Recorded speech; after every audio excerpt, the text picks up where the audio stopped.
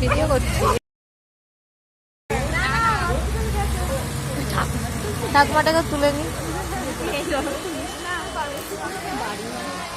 কি বলবো। এই যে বন্ধুরা দেখুন, মা ছেলে মিলে এখন বাড়ি ফিরছি। আজকে মাধ্যমিক পরীক্ষার প্রথম দিন, তাই তো। দেখুন রাস্তায় বাড়ির সামনে চলে এসেছি। 10টা থেকে ছিল, 10টার সময় গেছিল না, 11টা থেকে পরীক্ষা ছিল। চলে এলাম বাড়িতে, আজকে বাংলা পরীক্ষা ছিল। তো পরীক্ষা কেমন হয়েছে তুই একটু বল। বলছে মোটামুটি ভালোই হয়েছে, এখন জানি না, যা হয়েছে। তো চলুন এবার একটু ফ্রেশ হয়ে নিই।